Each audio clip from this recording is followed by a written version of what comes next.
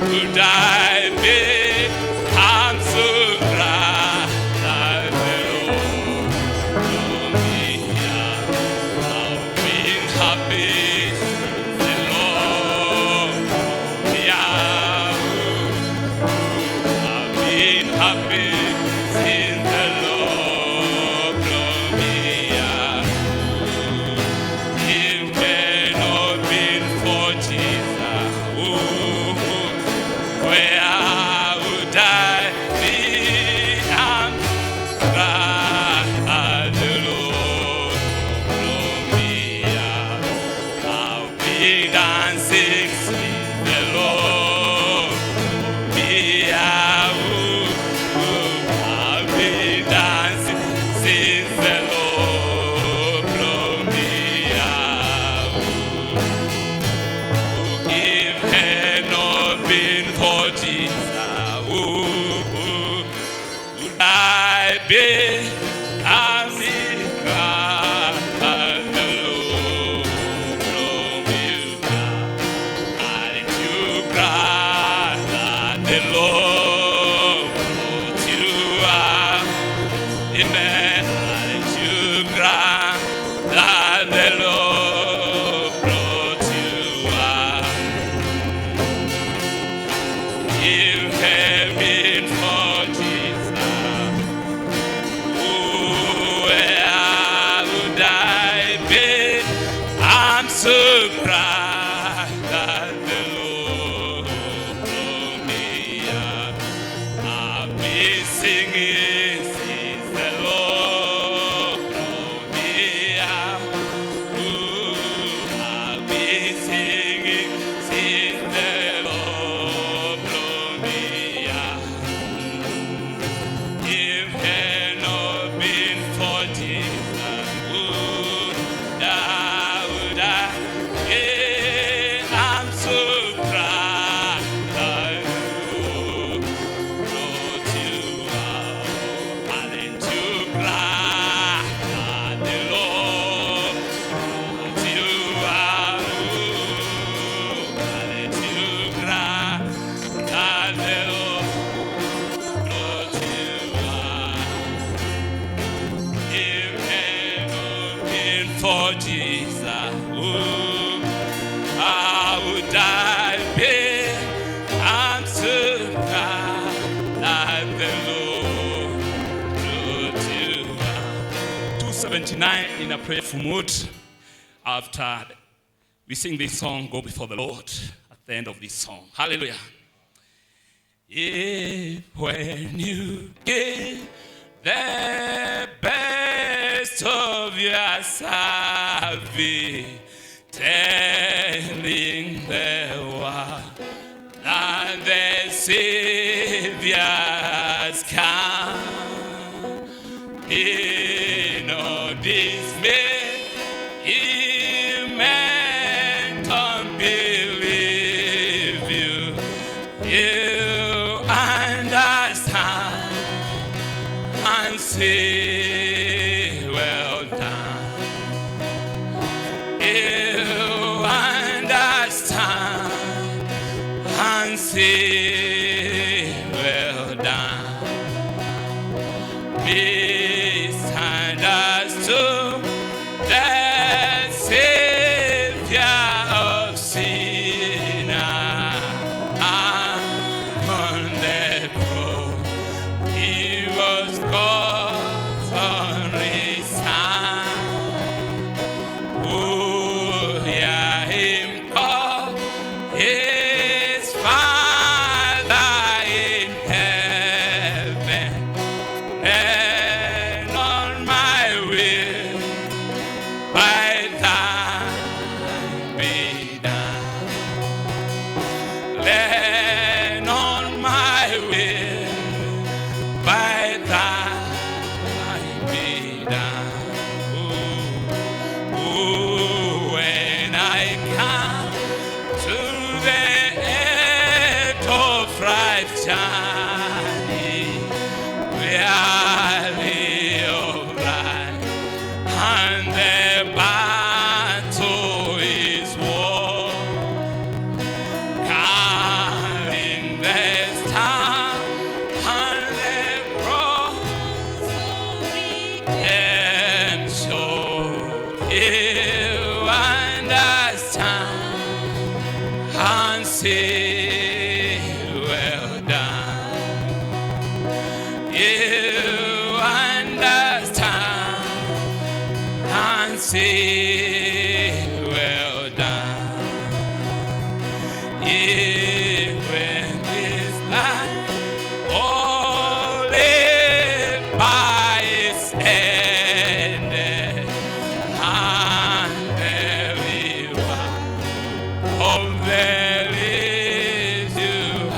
life.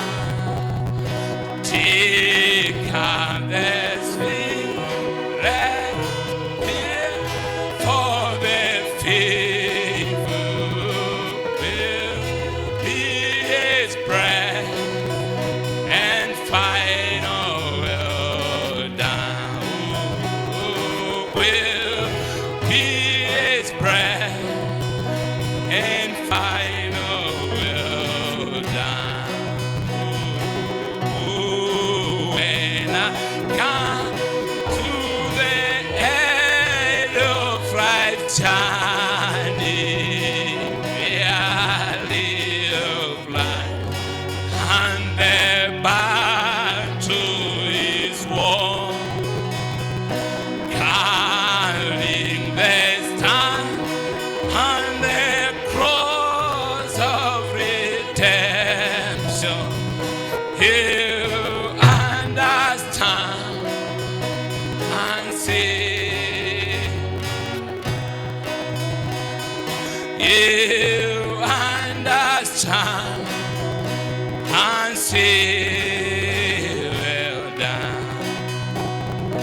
But if you try and fail in your trying, answer and start from the what you began. Take up thy cross and be great to Jesus. You understand and say, well done.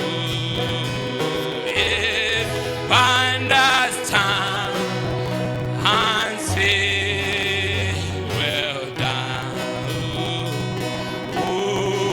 When I come to the end of life journey, weary of life, and the battle is won. Bring the sun and the cross of redemption. You understand and say, well done. When I come to the end of life journey, weary of life, and the battle is won, carrying the stand. As we go before the Lord, remember He said, where 2 or 3 are gathered, He'll be there. He is here. Touch Him by your faith. Touch Him this morning by your faith. Touch Him when He is available this morning. Oh, say, well done. You understand and say, well.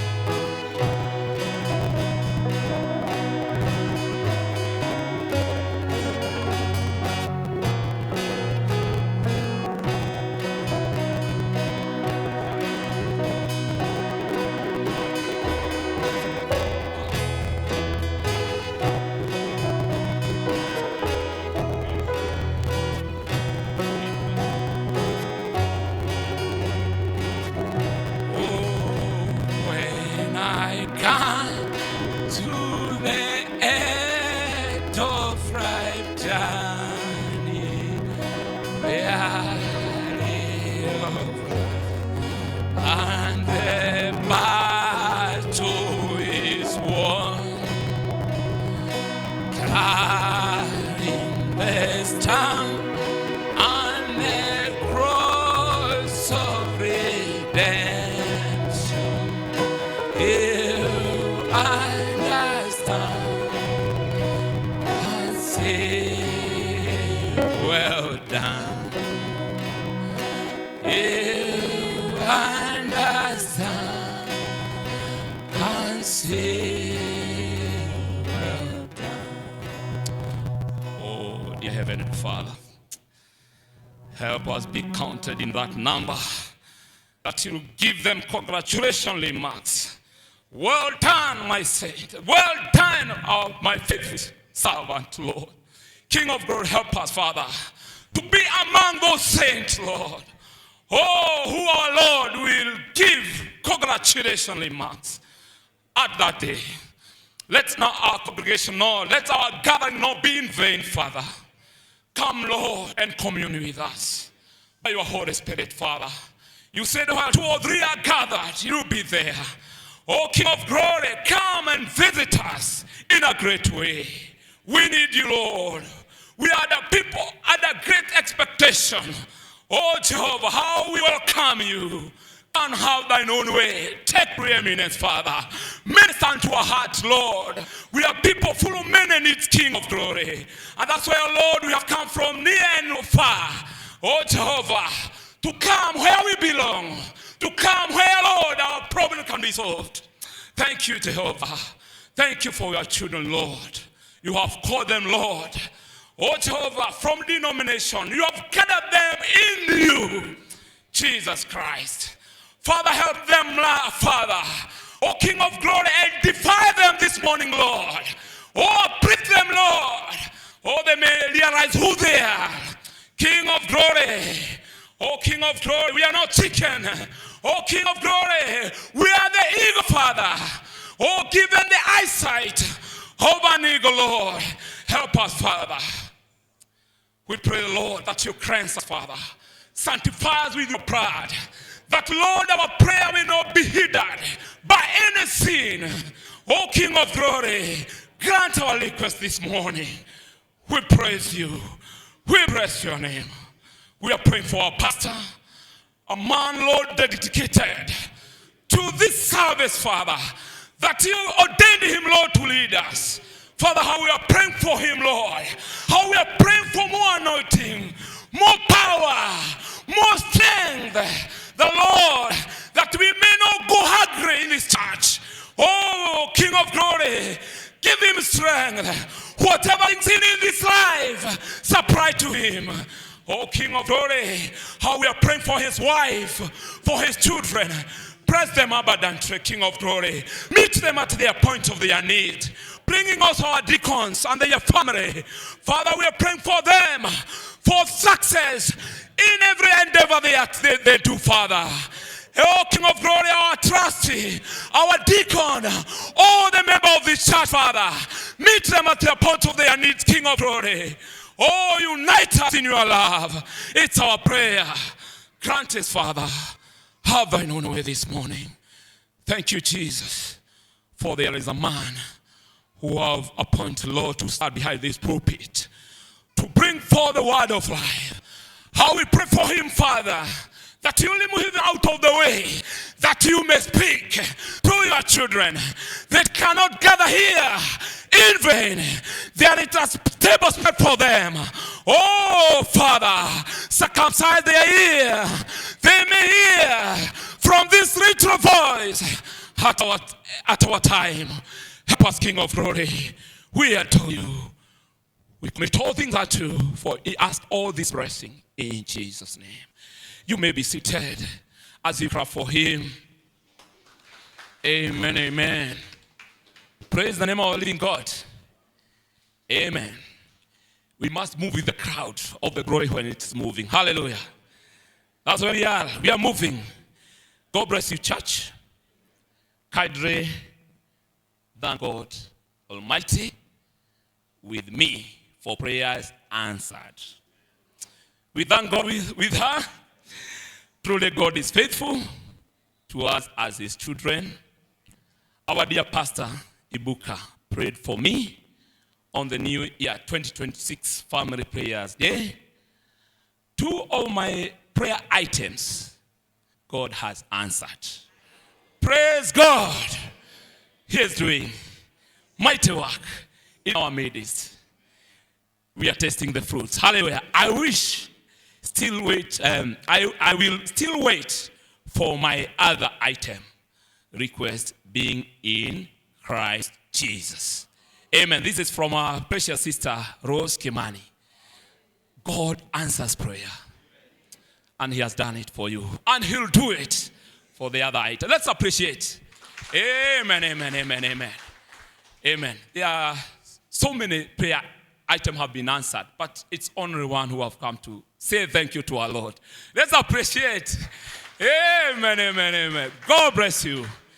Amen. Today, there's no specials. We will sing one specials I have as Deacon collect tithe and offering. We are in his presence. Hallelujah. Amen, amen. God bless you.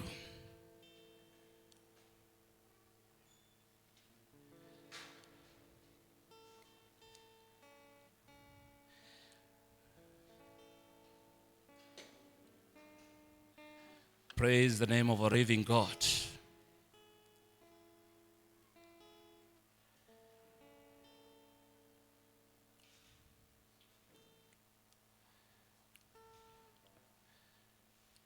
I want to sing a song. With God, we have everything. Ini Kikuyu. Ama tuko sawa katika ndani ya Yesu. Amen.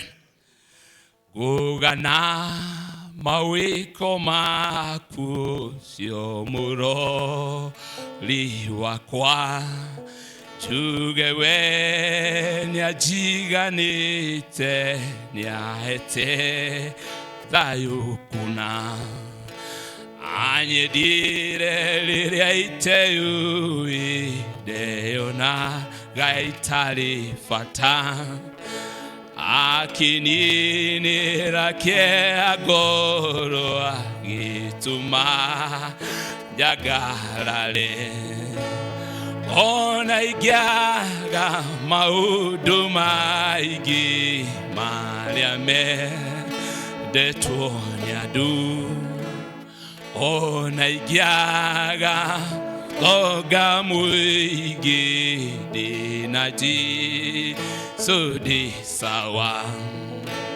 ona igiaga maudu maigi mariame detuonyadu ona igiaga utoga muigi dinaji sudi sawa ideti dhatu sidoirie konati dirio moyo tikwagirira gukiragi nyutugi nadhashaku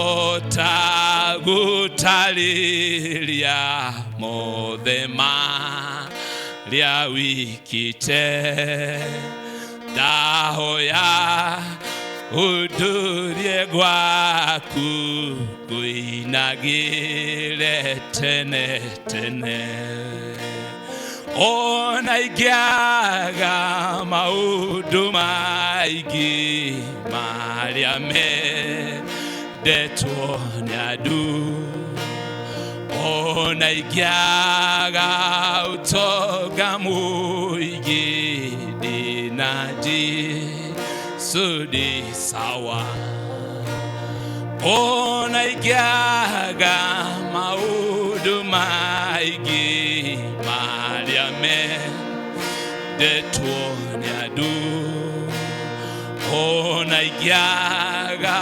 utoga muigi dinaji sudi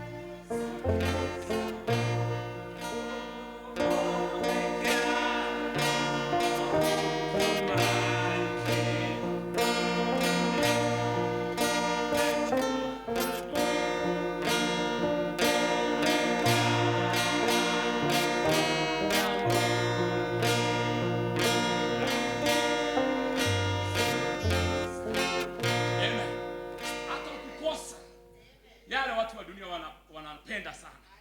Ukiwa na Yesu uko sawa. Amen. Praise the name of living God. Amen. Let's pray for the tithe and offering. Amen. Our dear Heavenly Father, once again we come before you. Thank you for the cheerful givers that have stretched their hand to give to this kingdom, Father. Their offerings, their tithe, expecting great blessing from you, Lord. You have said it in thy word, that they will not have enough store to keep the blessing that you give them, Father. Do it for them this morning, Father. Bless them abundantly, King of glory. Let this offering and tithe, Father, give us a chance, Lord, to further this gospel, Father. Give us a way to further this gospel. Be it online, whatever we do with it, Father, is for the glory and honor of thy name. Thank you, Jehovah, for your children. They are the great expectation, Lord, to hear from you, Father. Oh, come dear Father, and talk with them in a mighty way. We bless your name, for it is in Jesus' name we pray and believe. Amen, amen. I'd like to welcome our pastor by singing song 240. How many are ready for the Hallelujah Square? To meet there. How many are ready? How many are ready? Hallelujah. We are meeting there. Amen, amen. There will be no cripple. There will be no beggar there. Amen. I'll see you, my friend, in the Hallelujah Square. What a wonderful time we will have there. We will sing and praise Jesus, His glory to share. And you see one cripple in the Hallelujah Square. I saw a bright man tapping along, losing his way as he passed through the throne. Just fill my eyes, I see friend you can see, with a smile on his face, he replied to me, I will say, oh, friend, in the Hallelujah Square, what a wonderful time we will all have up there. We will sing and praise Jesus, His glory to share. And you know, see one bright man in the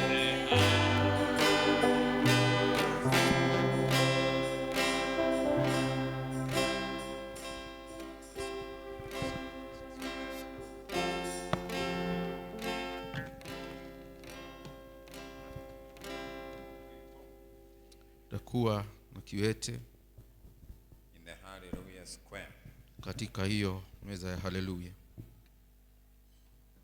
Down here, Hapa tuliko we have all these problems. tunazo hizi shinda zote.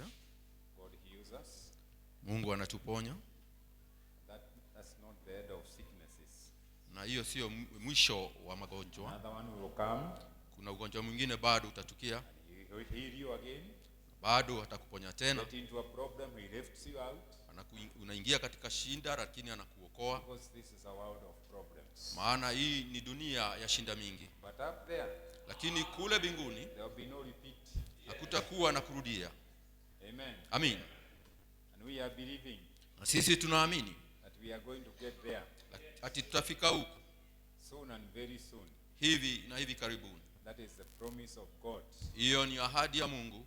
So we are happy today Kwa hivyo tunayo furaha siku ya leo to be here kuwa mahali hapa so that we can hear his word ili tuweze kulisikia neno lake and what he would have us hear. na kile ambacho angependa tukisikie. Na Bwana atusaidie. Amina. Nawakaribisha katika ibada katika jina la Bwana Yesu Kristo. Welcome to the service. Karibuni katika ibada. Good to see you. Ni vyema kuwaona. Do we have a visitor today? Je, tunaye Welcome mgeni and katikati raise your yetu heart. siku ya leo? Ainue mkono. For the first time maybe. Gojiri, karibu sana. Welcome brother Gojiri. Amen. Tumkaribishe ndugu yetu Gojiri. Amen. Gojiri is not a total visitor but a few weeks. Sio mgeni tu, lakini ni juma kadhaa tu. Happy to see you my brother. Vyema kukuona ndugu yangu. To the service. Karibu katika ibada. Mercy. Karibu sana. Mercy is here with her family. Let's welcome Masi them. yuko hapa na jamii yake.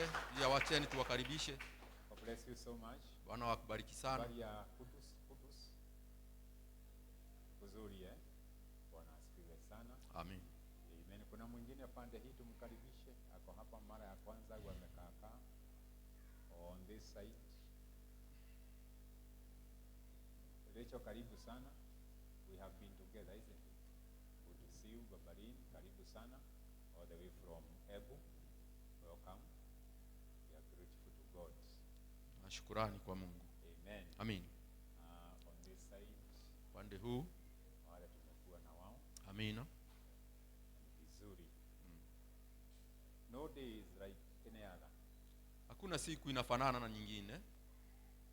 Every day comes with new things, Kila siku huja na mambo mapya new blessings, na pia baraka mpya new challenges, na pia changamoto mpya.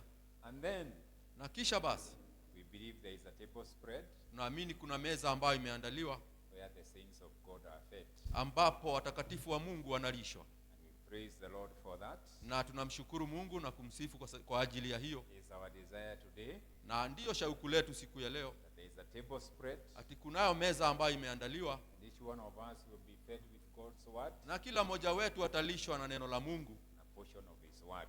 ambao ni fungu la neno lake. We are very happy on Friday. Tulikuwa na furaha sana siku ya We were Ijumaa. able to go and visit our precious brother Pastor Kashara. Tuliweza kuenda kumtembelea Thank ndugu you yetu for all Kashara. those who made it. Asanti kwa wote ambao waliweza. God reward you. Mungu aweze kuwazawadi. We prayed for the meeting. Na pia mliombea mkutano. It was wonderful. Ilikuwa ya ajabu. Yesterday we had the wedding of Mama Getu's grandson, Jana tulikuwa na harusi ya mwana wa Mama Githu, mjukuu. ambaye anaitwa Edwin, Amin. huko Kasarani. Amin. And it was a wonderful time. Na ilikuwa ni wakati wa ajabu. And we thank God for these things. Na tunashukuru Mungu kwa haya yote. Amen. Amin. Sister Wajiko has sent her greetings. Dada Wajiko ametuma salamu zake. Naelekea Kudus leo, hayuko hapa. Amina. Na tunashukuru Bwana. Amin. Amen. Sister Waruguru has also sent her greetings. Sister Waruguru pia ameleta salamu zake, mmezipokea. Wameteremka na mama. Amina. Na wako wazima. Amin. Wamesema ni wasalimie. Amen. Amen. And today I want to continue Na siku ya leo ningependa kuendelea with what we had the other Sunday, na kile ambacho tulikuwa na ile juma iliyokuweko, and we'll call it Living Bible Part 2. na tutaiita Biblia iishie sehemu ya pili. Part 2. Sehemu ya pili. We had Part 1, Tulikuwa na sehemu ya kwanza, and this can be a big continuous subject. hii inaweza kuwa ni somo ambayo ni kuu, ambayo ni endelevu, ambayo linaendelea. But we thank God Lakini tunamshukuru Mungu that in all of it, kwa hayo yote I believe we will get something that will help us along this journey, tutaweza kupata kitu ambayo tutusaidia katika safari hii, because this is what God wants us to be, what He wants us to be. maana hiki ndicho Mungu angependa tuwe. 2 Corinthians, Wakorintho wa pili, the 3rd chapter, sura ya 3, and I'll read from verse 1 to 11. We can stand. 2 Corinthians chapter 3. Wakorintho wa pili sura ya 3,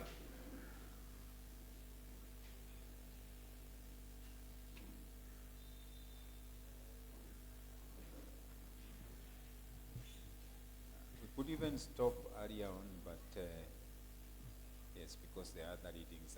I'll see where to stop. Okay, nitaona mahali I'll nitakomea. start from verse 1. Taanza katika Korintho wa pili sura ya 3 mstari wa kwanza. Do we begin again to commend ourselves? Or need we, as some others, epistles of commendation to you, or letters of commendation from you? Ye are our epistle, written in our hearts, known and read of all men. So, yes, so Okay. 3, 1, Okay. and 2. Okay. Je, tunaanza tena kujisifu wenyewe au tunahitaji kama wengine barua zenye sifa kuja kwenu au kutoka kwenu? Ninyi ndinyi barua yetu iliyoandikwa mioyoni mwetu, inajulikana na kusomwa na watu wote. For as much as ye are manifestly declared to be the epistle of Christ, ministered by us, written not with ink, but with the Spirit of the living God, not in tables of stone, but in fleshly tables of the heart. Munadhihirishwa kwamba mumekuwa barua ya Kristo tuliyoikatibu, iliyoandikwa si kwa wino, bali kwa Roho wa Mungu aliye hai, si katika vibao vya mawe, ila katika vibao ambavyo ni mioyo ya nyama. Let's pray. Na tuombe. Thank you once again, Heavenly Father. Asante mara nyingine tupenda Baba wa mbinguni. We have read from your holy writ, Tumesoma kutoka maandiko yako ambayo ni matakatifu, and we pray that you inspire your word, na tunaomba ya kwamba ukaweza kuruhisha neno lako and you use me na uweze kanitumia to speak to the children ili niweze kuwanenea watoto the wako words of the prophet maneno ya nabii revealed in this day. ambayo imefunuliwa katika siku hii. I have nothing to offer, Sina kitu ya kupeana, but it is your work. mbali ni kazi yako. So God, Kwa hivyo ya Mungu, any need in our midst, hitaji lote miongoni when mwetu, the word is going forth, wakati neno meet linaloendelea, with that need. ukaweza kutana na haja hilo. Lift the feeble knees, Inua wale ambaye wako na mashida, heal the sick, uweze kuponya walio deliver wagonjwa, those who are bowed. uwakomboe wale ambao Let wamefungwa, the power of the Holy Ghost na Roho Mtakatifu, be nguvu ya Roho felt in our Mtakatifu midst. iweze kuhisiwa If miongoni we mwetu. gather together Tukikusanyika pamoja and you are not there, na hauko mahali our hapo, meeting is in vain. basi mkutano wetu utakuwa We'll ni just be bure. men and women, Tutakuwa tu wana na like a wanawake society of people. ama jamii tu ya But watu, we are not a society of people. lakini sio jamii ya We are the watu. church of the living Sisi God. ni kanisa la Mungu Because we aishie, are written epistles, maana sisi ni barua ambayo not imeandikwa, written with ink, ambayo haijaandikwa na wino, but written in our hearts bali imeandikwa katika mioyo yetu by the word of God, kupitia neno la Mungu, by the power of the Holy Ghost. kupitia nguvu ya Roho We don't need Mtakatifu. letters of commendation, Hatuhitaji barua ya because your work kujisifu, has been going on in us, maana neno lako limekuwa likiendelea and you mioyoni have mwetu been changing us na limekuwa likitubadilisha day by day, siku na baada ya siku, from glory to glory. kutoka utukufu hadi utukufu. That is how we want to approach you this Hivyo morning. ndio tunataka kuendea asubuhi ya leo. Come down, Lord. Ukashuka ye Bwana, Camp in this service. uweze kutia kambi katika kikao hiki, Walk in this service. uweze kutembea katika ibada Walk hii, in our hearts. utembee katika mioyo Walk yetu, in our lives. utembee katika maisha Take yetu, away the evil ukaondoa aliyo maovu and let the Holy Ghost reign. na ukaachia Roho Mtakatifu aweze Use me, kutawala. Lord. Ukanitumia ye And Bwana. my brother, the interpreter. Amina, amina. God, Mungu, we have gathered ourselves tumejikusanya wenyewe and Lord, surrendered to you. na Bwana, tumejitia wakfu kwako, Take charge ukachukua ushukani and take control now na ukachukua udhibiti, in the name of the Lord Jesus katika Christ. jina la Bwana Yesu Kristo. Amen. Amina. Can be seated, Naweza kuketi, and then we shall read another scripture. kisha basi tutasoma maandiko mengine. Colossians chapter 3, Wakolosai sura ya 3, and we shall read verse 16 to 24. na tutasoma kuanzia hapo mstari wa 16 hadi 24. Colossians Wakolosai sura ya 3 from 16 mstari wa 16 to 24. hadi 24.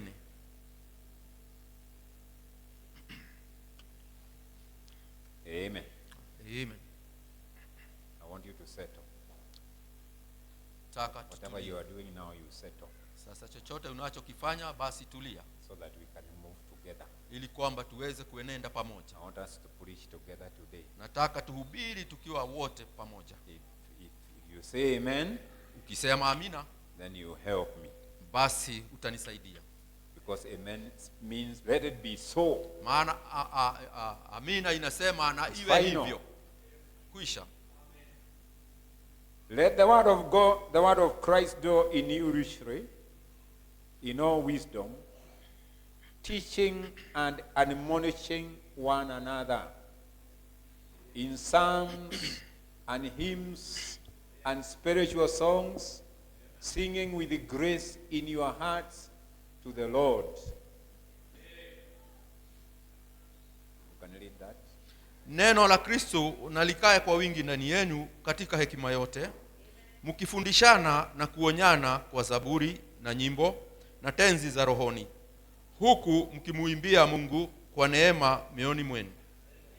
And whatsoever you do in word or deed, do all in the name of the Lord Jesus, giving thanks to God and the Father by him. Kila mfanyalo kwa neno au kwa tendo, fanyeni yote katika jina la Bwana Yesu, mkishukuru Mungu Baba kwa yeye. 23. Amin. And whatsoever you do, do it heartily, as to the Lord and not unto man. Lolote mfanyalo lifanyeni kwa moyo kama kwa Bwana, wala si kwa wanadamu, Knowing that of the Lord ye shall receive the reward of inheritance, for ye serve the Lord Christ. mkijua ya kuwa mtapokea kwa Bwana ujira wa urithi, mnamtumikia Bwana Kristo. Amen. Amin. Let the word of God dwell in you richly. Na neno la Mungu likadumu ndani yenu kwa wingi. Kwa wingi. Amina. Amen. Amin. In abundance. Kwa wingi. I want to approach this in 3 phases. Nataka kuendea hili katika hatua 3. Glory to God. Amin. And let the word of God dwell in you richly and in abundance. Na neno la Mungu likakaa ndani ya yenyu kwa wingi. And the prophet says, Na nabii anasema, amen, amen. Amen. And when we receive the word of God, Na wakati tunapokea neno la Mungu, we become God's word tunakuwa neno la Mungu in our flesh. ndani ya mili yetu. Amen. Amina. Fleshly tables. We are not written with ink. Sio Hatujaandikwa barua, na wino.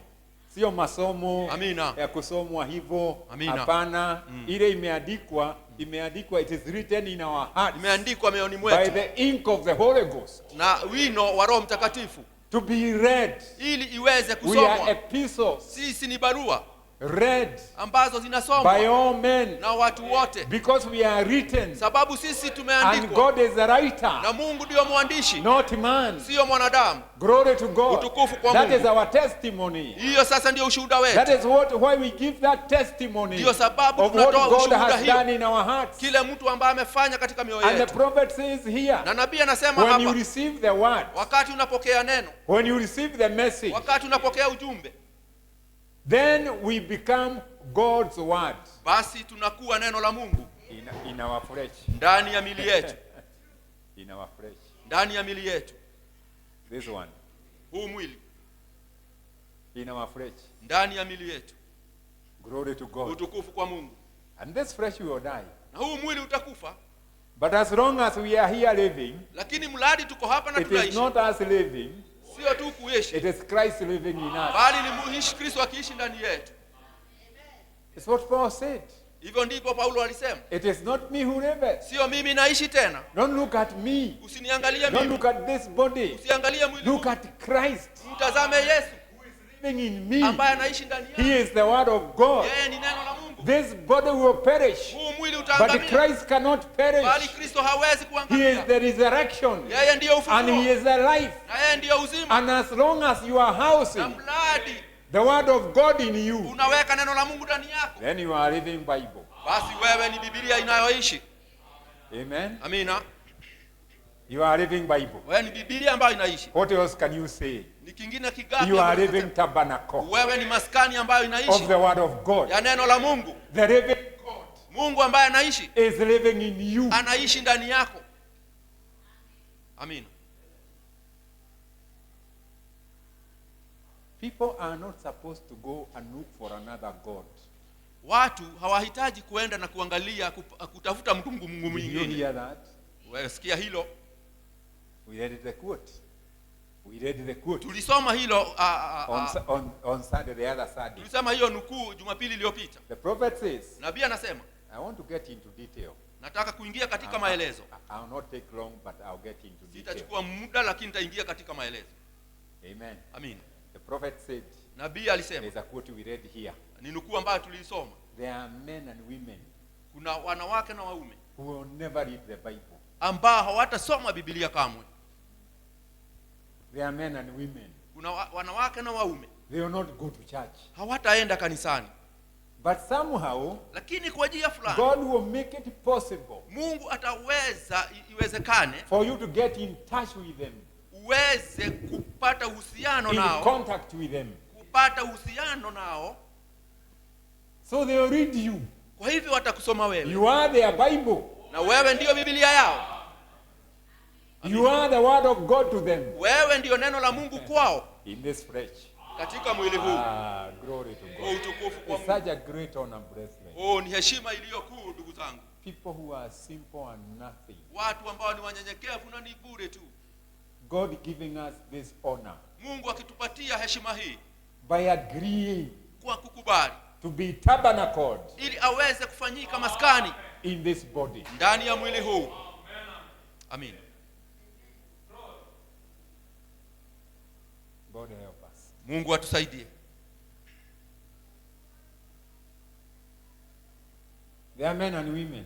Kuna wake na waume They have been looking for that. wamekuwa wakiliangalia hilo And they have never seen, na hawajawahi kuona like the Greeks, kama wale wa Yunani they went to see Jesus. walienda kumuona Yesu. They had heard of his fame Walikuwa wamesikia umaarufu wake and the miracles he was doing. na miujiza ambayo alikuwa anatekeleza, And they made a journey na wakapata kufanya to safari go and see Jesus. ili waweze kumuona Yesu. And you don't just see Jesus like that. Na hauwezi kumuona tu Yesu hivyo hivyo. No. La. And there was a lesson and a big teaching. Na kulikuwa na mafundisho makubwa. The Greeks want to see you. Wayunani wanataka kukuona. When you see Jesus, Ukimuona Yesu, there was no beauty in him. hakukuwa na uzuri ndani yake. He was just a man, Alikuwa tu mwanadamu, physically, mwanadamu just akionekana like you and me, kama wewe na mimi, born of Mary. ambaye alikuwa amezaliwa na Maria. Him Lakini ndani yake was the fullness of the Godhead bodily. kulikuwa na utimilifu wa uungu ndani ya mwili. Amen. Amina. In that flesh, Katika mwili huo, the fullness. utimilifu wote. If you are looking for God somewhere, Kama unaangalia mtu ama unatafuta you mtu didn't need to pahali, go and look into heaven. hukumaanisha kwenda He kumwangalia was kule. down here, Alikuwa hapa duniani walking with us. akitembea pamoja nasi.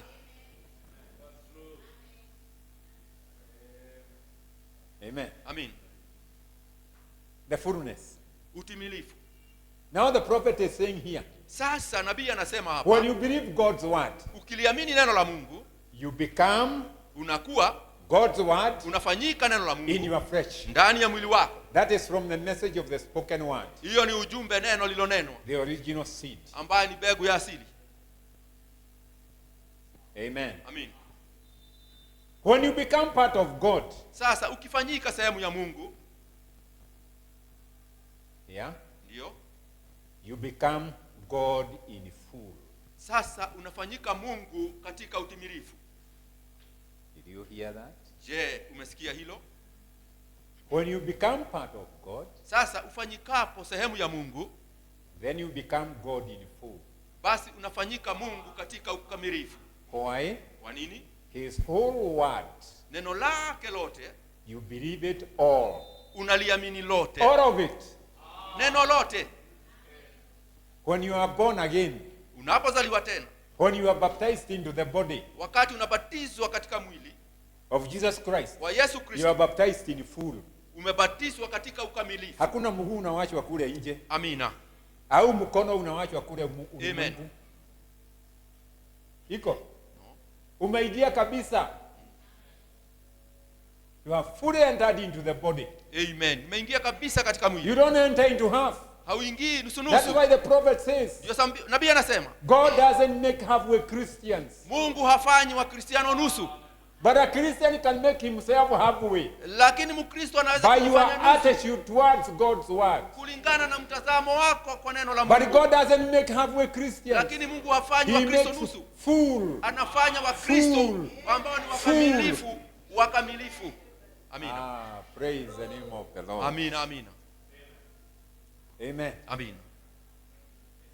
Haukuingia nusu. That's right. Sio kichwa kiliingia na miguu ikawachwa inaning'inia kule nje. No. Kuna kijana alikuwa ananiambia, salvation ni kutoka hapa mpaka hapa. Nikamwambia hapana. Salvation ni mwili wote. That's right. Amen.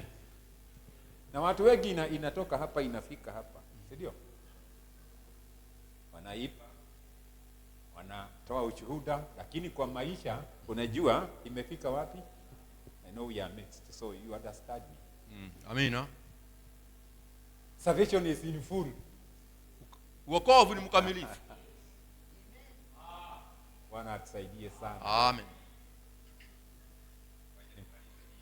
Kidogo. Amen. Sema hivi. To be filled with the Holy Ghost, Kujazwa na Roho Mtakatifu, with the Holy Ghost kujazwa na Roho is Mtakatifu the only promise. ndio tu ahadi la pekee ya unyakuzi. It is the only way Ndio njia tu ya pekee the church and Christ can come together. kanisa na Kristo wanaweza unganika pamoja. To be filled with the Kujazwa na Roho Mtakatifu is the only way ndio njia tu ya the pekee church and Christ kanisa na can Kristo come together. wanaweza kuungana pamoja. Become Abraham's seed through the baptism of the Holy Ghost. Tunafanyika uzao wa Ibrahimu kupitia ubatizo wa Roho Mtakatifu. Amin. Yes. Amin. And without the Holy Ghost, Na bila Roho Mtakatifu we are not getting anywhere. hatuendi mahali popote. It will always be, theory, Kila intellectual. wakati itakuwa mambo ya kiakili, ya And kibiolojia. most of us have believed this message intellectually. Na wengine wetu wameamini hii ujumbe as katika hali ya preachers. kiakili. Hata sisi wahubiri tunaweza nukuu na tunukuu mara kwa mara. Mpaka watu wanashangaa. Amen. Sisi ni wasomi. Hii sio ya wasomi. That's right. Hii ni ya waaminio. Amen. Give me a quote. Nipe nukuu la. Is the life. Ni The ule quote is uhai. the life. Ni ule uhai. It's not the quote. It's the life. Sio nukuu, bali That maisha. quote should have been translated. Hiyo nukuu yapaswa Iwe translated, imebadilishwa, ikaingizwa ndani yako, Amen. ukawa hiyo quote. Amen. That's right. Sidio. Amen. That's right.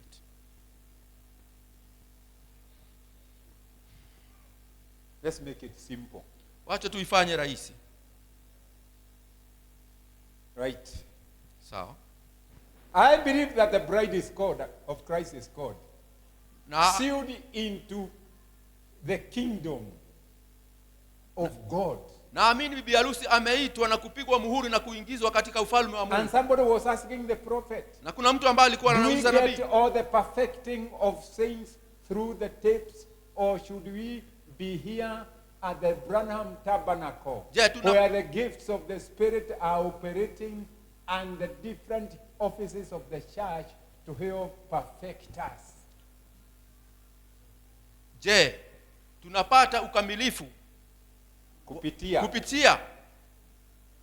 Should we be here Je, tunapaswa kuwa hapa hapa? Branham Tabernacle, Amina, katika maskani hii where the Spirit the Spirit are operating under different offices of the church. mahali Roho Mtakatifu anatenda kazi Na office, blessings and na baraka na karama zinazotenda kazi ndani ya kanisa ili siweze ili tuweze kutukamilisha.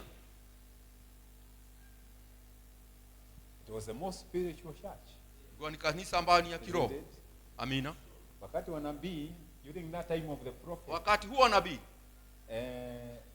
it was important to make sure you are there. Ilikuwa ni muhimu wewe uwe pale. Isn't it? Sasa kweli? So that you are a witness. Ili kwamba wewe uwe mshuhuda. And you could be blessed with them by the message. Na uweze kubarikiwa na huo ujumbe. Because it was coming from that source. Sababu ilikuwa inatoka katika hiyo chanzo. But now, lakini sasa, that was for a purpose. Hiyo ilikuwa ya kusudi. The prophet was supposed to preach and make tapes from there so that the gospel, the message can go to the whole world. Nabii alikuwa afanya kanda ili hiyo ujumbe uweze kuendea duniani kote. Ifike Kenya. Amina. Ifike Uganda. Hallelujah. Ifike Congo. Amen. Na kwingine. Amen. That was the headquarter that time. Sasa hiyo ndio ilikuwa. Because the Holy Ghost was speaking. Maana Roho Mtakatifu alikuwa ananena kupitia nabii. Bwana atusaidie. Amina. So there was good reason. That's why people were asking this question. Kwa hivyo kulikuwa na sababu tosha ndio watu walikuwa wanauliza swali hili. And it wasn't a very big church. Na haikuwa kanisa kubwa. The tabernacle was a very small. It was almost like what it is there. Hii maskani bado iko. What we have here. Na inakaa tu kama vile tuko tu hapa. Then 300 around that number. Kitu kama watu 200, 300 hivi washirika. Ni kweli eh? Amina. Mnasoma hii vitu. Wachache sana. Jesus Christ had 12. Yesu Kristo alikuwa tu na 12. And one was not a believer, he was a devil. Na mmoja hakuwa muaminiwa, alikuwa ni ibilisi. So it's not the number. Kwa hivyo sio hesabu. It is the message that is coming forth. Ni ujumbe ambao unatokezea. And that message that was coming forth. Na hiyo ujumbe ambao ulikuwa unakuja is the message of life. Ni ujumbe wa uzima. Giving spirit. Ambaye ni ujumbe wa upeanao uzima. To convert the people. Ili uweze kuongoza watu. Ili uweze kuwabadilisha. And make them. Na kuwafanya the temple. Wawe maskani. Of the Holy Ghost. Ya Roho Mtakatifu. By believing. Kwa kuamini. And repenting. Na kutubu. And walking with the word. Na kutembea na hili neno. And leaving all the things of the world. Na kuacha mambo haya yote mengine ya dunia. Amen. Amina. That was the first part of the message. Hiyo sasa ndio ilikuwa sehemu ya kwanza ya ujumbe. The second part of the message. Sehemu ya pili ya ujumbe ni was the second pull. Ilikuwa ni mvuto wa pili. The healing and the discernment. Katika kupambanua. Praise the name of the Lord. Amina. The healing, uponyaji na upambanuzi. And the third part of the message. Na sehemu ya tatu ya ujumbe is the third pull. Ndio mvuto wa tatu. Opening of the word of God. Kufunguliwa kwa neno la Mungu. We are reading today. Kama vile tunalosoma siku ya leo. Where the prophet says here. Mahali nabii anasema hapa. For the rapture. Kwa unyakuzi. For us to be perfected. Ili tuweze kukamilishwa. The prophet says. Nabii anasema. They want to come here to the church for the perfecting. Wanataka kuja hapa kanisani kwa sababu ya ukamilifu. And he says that. Na anasema hiyo kukamilishwa. That we get fellowship one with another. Ni kupata ushirika moja na mwingine. Here at the church. Hapa kanisani. But the perfecting. Lakini kukamilishwa. Inakuja katikati yetu na Mungu. For you to be part of the living one. Ili wewe uweze kuwa sehemu ya Biblia inayoishi. Ni wewe na Mungu tu. Sio ushirika. Ni ushirika pamoja. Yana mtu binafsi. Utamjuaje? Yeye anakujuaje? Wewe unalitii neno lake kiasi. Wewe unajiendesha kivipi? Sasa wewe uhusiano wako ni gani? With God. Na Mungu. That's what brings the perfecting. Hiyo sasa ndio inaleta kukamilika. Amen. I'm quoting. Amina na nukuu. It's not the church. Sio kanisa. It's not the Mwiki church. Sio kanisa la Mwiki. Here it's only for fellowship. Hapa tu ni kwa ushirika. But the perfecting. Lakini huku kwa kukamilishwa. Is your secret. Ni siri yako. Between you. Katikati yako. And your savior. Na Mwokozi wako. Between me. Katikati yangu. And my savior. Na Mwokozi wangu. How do I relate with him? Je, uhusiano wangu You na have yeye to know him personally. lazima umjue katika hali ya kibinafsi. You have to be convinced. Lazima ushawishike. You have to love him. Lazima umpende. You have to obey him. Lazima umtii. You have to walk with him. Lazima utembee pamoja naye. Hand in hand with Jesus. Mkono na mkono na Yesu Kristo. Anywhere you are, Na mahali ulipo, you are in fellowship. uko katika ushirika. Amina. When you are in your office, Ukiwa ofisini mwako, you are in fellowship. uko katika ushirika When naye. you are at home, Wakati uko nyumbani, you are in fellowship. uko ushirika pamoja naye. Amen. Amina. When you are on the road, Wakati uko barabarani and somebody comes and blocks you in front, na mwingine anakuja na kukwaza kule you mbele, don't call him and tell him, you dog. umuiti na kumtukana mbwa. Tumia akili. Use your common sense. That doesn't exist in you. Hiyo sasa haingii ndani ya It Yesu. used to be, but God took it away. Ilikuwa hivyo lakini Mungu akaiondoa. Now you are a dove. Sasa wewe ni ua, You are a lamb. wewe ni kondoo. You are harmless. Wewe sasa hauna udhuru. Amina. Amen. If you are a husband, you can't beat your wife. Kama wewe ni mume hauwezi Kumpiga. kumpiga bibi, Kumchapa bibi yako. Amina. Hauwezi. You are harmless. Sasa wewe hauna udhuru. Ile bata yote ulikuwa nayo Yesu aliitoa. Amina. Haleluya. Ile matusi ulikuwa nayo Amina. ya kumuita bibi yako mjinga. Iliisha. Yesu aliitoa. Amen. Kwa Yesu hakuna That's right. no fool Amen. shall walk therein.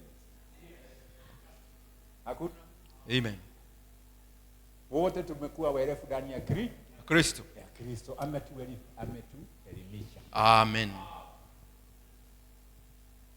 We are harmless. Sasa tuna udhuru wote. So you should not fear. Kwa hivyo upasi kuhofu. Bata yote ilitolewa. Amen. And sister, don't take advantage. When you know your husband is harmless, don't take advantage. Sasa ukijua bwana wako hawezi kufanya chochote, uchukue tu hiyo hivyo hivyo. Unafanya kile tu unataka. Amen. Kwa sababu bwana yako ni harmless. You see, you will be breaking God's word yourself. Bado utakuwa ukilivunja neno la Mungu Wale mwenyewe. tulikuwa tunasoma Colossians Yes. imesema hiyo maneno. Amen. Wives, Wake obey your husband. watiini waume zenyu, Husbands, love your wives. na mabwana Children, mpende bibi zenyu. obey Watoto your parents. tiini wazazi Servants, wenyu. obey your master. Watumishi You know, it's all there. muweze kuwatumikia We didn't bwana have a zenu. chance because I didn't want to take that direction. Siku anataka kuchukua mwelekeo huo. For you to be a living Bible, Ili uweze kuwa Biblia you inayoishi, have to be under the word of God. lazima uwe chini ya neno la Mungu The influence, na ule ushawishi wa neno. amen, Amina. of the word of God. Ushawishi wa neno la Mungu. Yeah. Paul talked to us about Beethoven the other day. Paulo alituzungumzia kuhusu Beethoven siku nyingine. When you get the spirit of Beethoven, Ukipata hiyo roho ya Beethoven, you become a writer sasa unakuwa mwandishi of music. wa wimbo. It is in you Iko ndani yako. because you have the spirit of. Maana wewe una roho ya huo Beethoven. Yes. Ndio. Watu wengi hawajui Beethoven ni nani.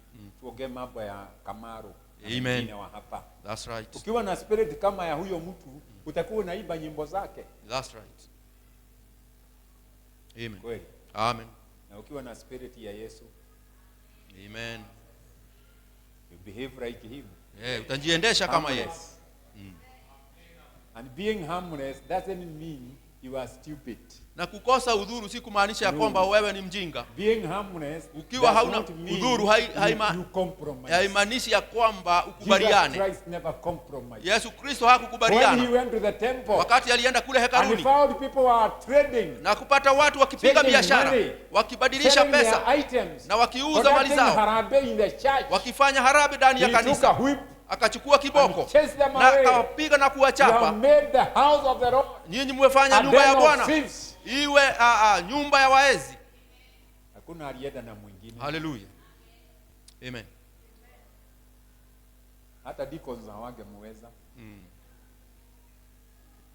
Amen. Because he was defending the Father's house. Maana alikuwa anarinda nyumba ya Baba. Amen. Amina. And for us, the Father's house is the word of God. Na sisi katika nyumba ya Bwana ni neno la Mungu. This is where we belong. Hapa ndipo kwetu. Amen. Amina. So the perfecting Kwa hivyo huku kukamilisha is not being a member of Mwiki. sio kuwa mshirika wa Or kanisa any la other Mwiki church. ama kanisa It lingine. is you and Christ. Ni wewe na Kristo. Amina. Amen. You know these days people are very happy and very proud of their churches. Unajua siku hizi watu wanajifunia makanisa lao na wanafurahia. That's not the issue. Hiyo sio swala. On Friday when we were at Pastor Gachara's house, we read that scripture. Ijumaa wakati tulikuwa kwa ndugu Ashara tulisoma andiko Where hilo. God was telling David and the Israelites. Mahali Mungu alikuwa anahubia Daudi na Waisraeli. Even when you are few, Hata wakati mko wachache I stood with you. nilisimama pamoja nanyi I fought the battles for you. na mimi nikawapigania I vita fought the Philistines. na nikawapiga I Wafilisti fought the na Amalekites. nikawapiga Wamereki Even when you are few. hata wakati mlikuwa wachache. Amina. Are we together? Je, tuko pamoja? No compromise. Hakuna It makubaliano. is you and Christ. Ni wewe na Kristo. If you want to become a living Bible, Kuwa Biblia ambayo inaishi, read by all men, ambayo inasomwa na watu wote, written epistle. ambayo ni waraka ambao umeandikwa. Amen. Amina. You have to have fellowship with the writer. Basi lazima uwe na ushirika na mwandishi, And the writer is the Holy Ghost. na mwandishi ni Roho Mtakatifu. Amen. Amina. Because the Holy Ghost Maana Roho is Mtakatifu the writer of God's word. yeye ndiyo mwandishi wa neno la Mungu. Yes, the word was written by Amina. men Neno who la are full Mungu of the Holy Ghost. liandikwa na watu ambao walijazwa na Roho You cannot Mtakatifu. separate the Holy Ghost and the word. Hauwezi tenganisha Roho Mtakatifu na neno, Because they are one. maana hao ni mmoja. One is the writing, Mmoja ndio the anaandika, other one is the power mwingine naye ndiye and the nguvu wisdom na behind hekima that word. nyuma ya hilo neno. They're inseparable. Haiwezi kuwatenganisha. Oh, you know, I believe the word. I just believe the word. Unajua mimi I don't tunaamini believe in the Holy Ghost. neno na hata siamini And Roho there are people who don't Mtakatifu. believe in it. Na kuna watu ambao hawaamini Roho Mtakatifu, They are wrong. wako makosani. Without the Holy Ghost, Bila Roho Mtakatifu hakuna kanisa, because the Holy Ghost maana Roho Mtakatifu is the proof yeye ndiyo that thibitisho Christ rose from ya the dead. kwamba Kristo alifuka kutoka wafu. He said, if I don't resurrect, he Akasema will not come. kama sitafufuka yeye hatakuja, And he resurrected. na yeye akafufuka. And he told them, Na go akawaambia, and wait in the upper room. nendeni On munigoje the day katika of chumba cha Pentecost, katika siku ya Power for Pentekoste. service came. Nguvu The ya- Holy Ghost fell down. Nguvu ya huduma ikaja, Roho Mtakatifu To prove akashuka aweze That he was kuthibitisha risen from the ya dead. kwamba amefuka toka He is wafu. alive. Yeye yu hai Even today, hata siku ya that leo. Holy Ghost Roho is Mtakatifu alive. ako uhai. Christ is rose from the dead. Kristo alifuka kutoka wafu, And we are serving the risen Christ. na sisi tunamtumikia That Mungu is ambaye why anaishi. Na hiyo ndiyo sababu In our hearts, katika mioyo yetu he has made us the living Bible. ametufanya Biblia inayoishi. Amina. Believers of the message. Waaminio wa ujumbe. What makes us believers? Ni nini kinatufanya tuwe Is it waaminio? baptism in much water? Je, ni ubatizo katika maji mengi In the name of the Lord Jesus katika Christ? jina la Bwana Yesu Kristo? Is it removing the high heel? Je, ni kuondoa hizi viatu Yeah. za juu ama kukata hii nywele? That's very elementary. Hiyo ni ya kimsingi sana. Those are basics. Hizo ni mambo ya kimsingi. Amen. Amina. We are supposed, once you get in there, you move on. Unapoingia hapo sasa You ni don't kuendelea. remain there. You know me, I'm baptized, I'm a believer. Haubaki You hapo are just useme ya kwamba timing mimi ni there. waaminio ya kwamba Then mimi when mbatisho my dress, ama mimi I don't nimerefusha cut my hair. mavazi yangu, nimekata nywele zangu. La, It's not what God is looking for. hiyo sio kile ambao Mungu anaangalia. He's looking for this temple. Yeye anaangalia maskani hii. Amina. Are you growing? Ni kama unakuwa katika hii Or maskani are you a dwarf? ama wewe ni haukui Kibeti. kidogo. Amina. Kibeti. Kibeti. Amina. Kibeti. Kibeti. Hawa watu wafupi wafupi. Mungu atusaidie. Amen. And you have the full word at your disposal. Na unano neno lote machoni mwako. It's in the tips. Iko katika kanda. In our phones. Iko katika simu zetu. In the messages. Iko katika jumbe In the zetu. YouTube. Katika YouTube. Everywhere. Mitandao kila mahali. What we lack is the time Kile ambacho tunakosa ni wakati to get in there ili kuweza kuingia pale and get these nuggets. na tuweze kupata hizi nyara. You see the title of that book? Umeona It's called golden nuggets. kichwa ya kitabu hicho ni nyara ambazo The message has nuggets. ujumbe unazo hizi nyara, So we go and pick them. vitu za dhamani tuweze And tuzichukue, we eat them. tuweze kuzikula, And they make us healthy. na zinatufanya tuwe na afya na tuwe na And nguvu, ready to fight. na tuweze kuwa na nguvu ya kuenda vitani For the perfection. kwa huu To go ukamilifu, in the rapture. kuingia katika unyakuo. All you need Unapohitaji, is, the prophet says here, nabii anasema hapa, that we get fellowship one with another. tunakuwa na at the ushirika church here. mmoja na mwingine hapa But the kanisani, perfecting lakini huku kukamilisha comes between us and God. inakuja katikati yetu na Mungu, Me and God. mimi na Mungu, You and wewe God. na Mungu. Your relationship. Ule uhusiano Have you established? ndiyo Have you bonded Je, umeimarisha? Wewe umeingia ndani with Christ? na Kristo. Christ Damu ya Yesu Kristo is what perfects the Holy Spirit. ndiyo inatukamilisha ndani ya Roho Mtakatifu. Amen. Amina. That's why the prophet was asking and saying, Ndio sababu nabii alikuwa anauliza na kusema, where are you standing? ni wapi ambapo You are unasimama? standing complete. Unasimama ukiwa mkamilifu. God sees you complete. Mungu anakuona ukiwa mkamilifu. He doesn't make halfway Christians. Hafanyi wa Kristo nusu. He sees you complete. Yeye hukuona ukiwa mkamilifu. That's how he looks at me. Na ndipo pia ananiangalia mimi, An overcomer. mtu ambaye ni mshindi. Justified like you never did it in the first place. Ukiwa umehesabiwa haki ni kama haukufanya chochote, Kama haukutenda dhambi. haukutenda dhambi pale We are mwanzo. justified by the blood of Jesus Christ. Tunahesabiwa haki na Roho Mtakatifu na Yesu Kristo. Yes. Amina. Yes, like we had never sinned before. Kama hatujawahi fanya dhambi kule mbeleni. Born in sin. Tumezaliwa ndani ya Shaped in iniquity. dhambi na tumeumbika Come to the katika world hatia speaking lies. na kuja duniani But tukizungumza when we uongo. repent of our sins Wakati tunapotubu dhambi zetu and believe on the Lord Jesus na Christ, kuamini Bwana Yesu Kristo, then he justifies us basi anatuhesabia as haki if we were never sinners. kana kwamba hatukuwa wenye dhambi tena. And the devil likes to remind us Na shetani kila wakati hutaka kutukumbusha our background. pale msingi wetu, pale Our tulipotoka, background. pale tulipotoka, Where we fail. mahali Where we tulipoanguka, fail. mahali But the tulianguka. prophet says, Lakini nabii anasema if the devil reminds you of your past, haya, shetani akijaribu Kukumbusha. kukumbusha ya kale, remind him of his future. mkumbushe hatima yake. His future is in the lake of fire. Hatima yake iko katika ziwa la moto. Amina. Amen. Amen. Justified.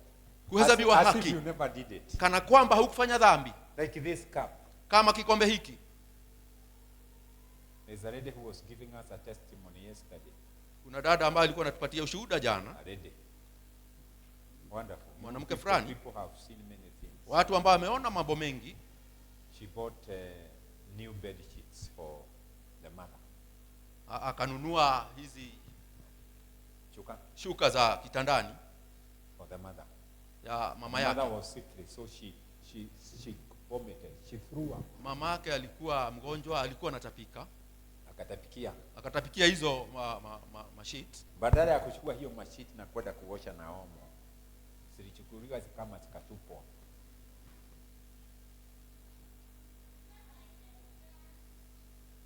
Some of us have elderly parents now.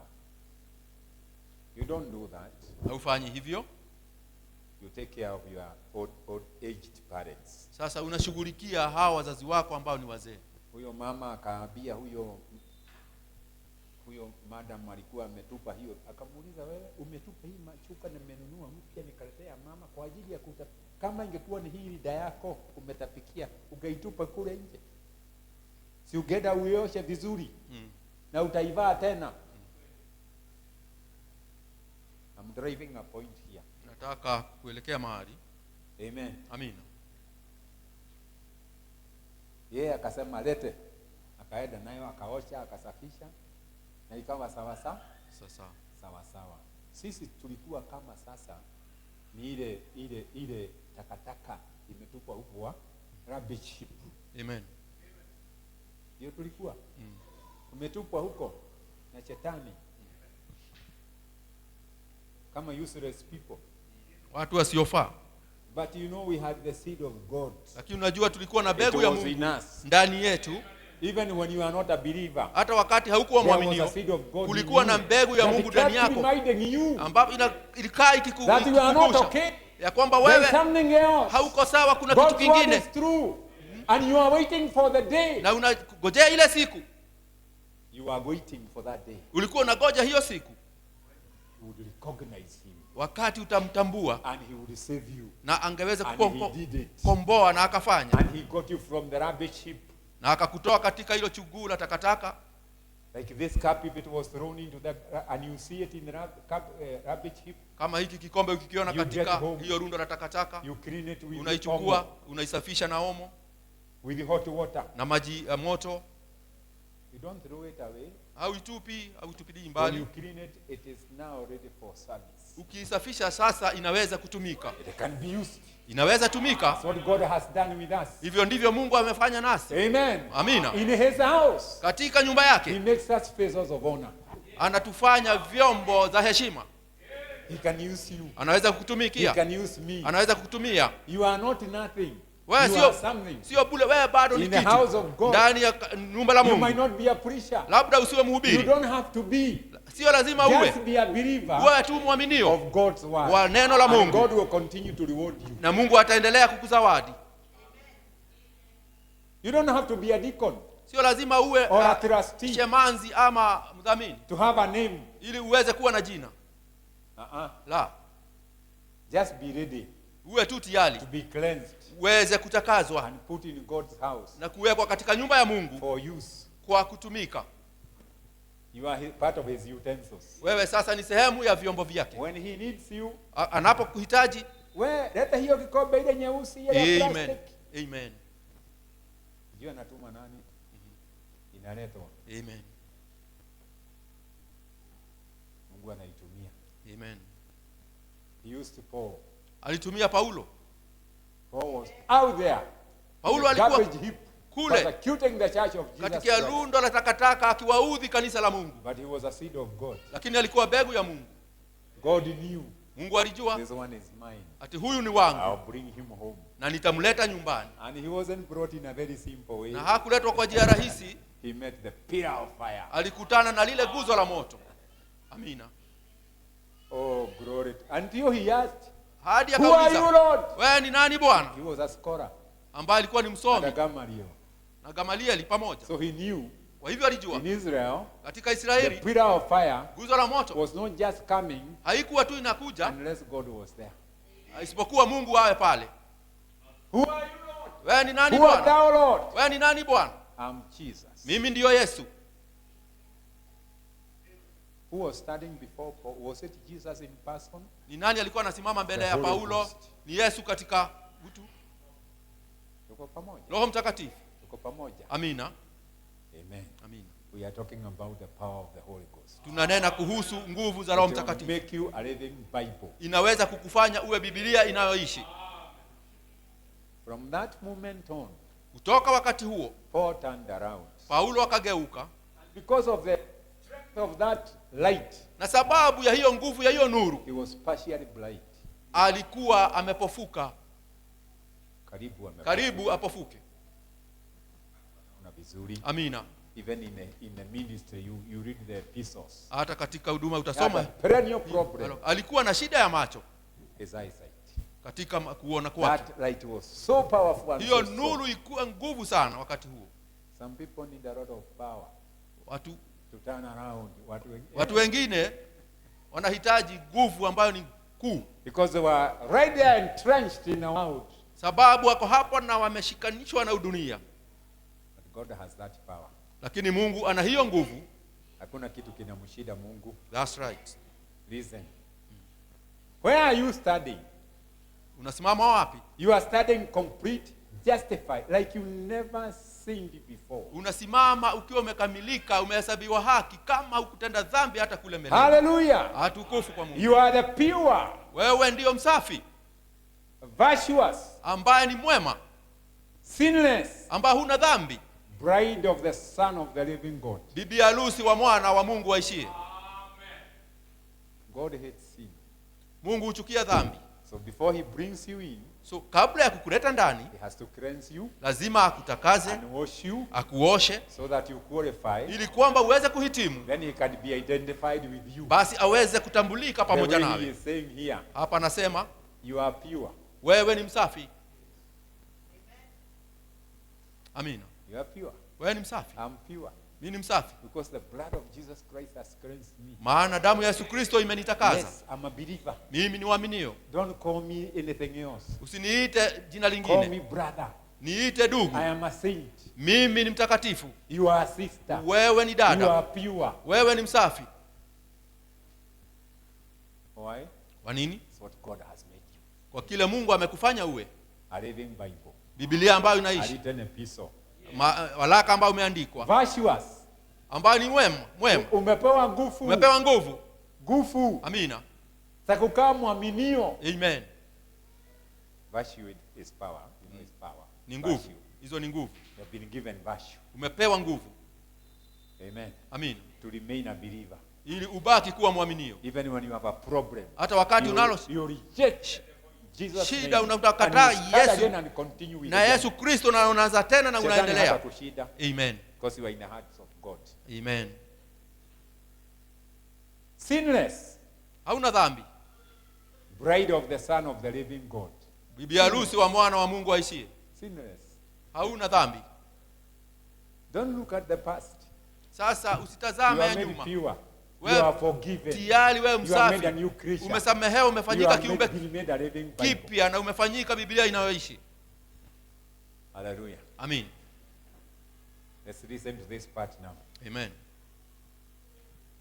Every man Kila mtu, and woman kila mwanamke mwanamume born of the Spirit of God, ambaye amezaliwa na roho wa Mungu, washed in the blood of Jesus Christ, ameoshwa katika damu ya Yesu Kristo, and believes every word of God. na aliamini kila neno la That's Mungu. where we started. Hapo ndipo tulipoanza. That part starts as though you have never sinned in the first place. Huyo mtu anasimama kama hajawahi kufanya dhambi pale mwanzo. You are perfect. Wewe ni mkamilifu.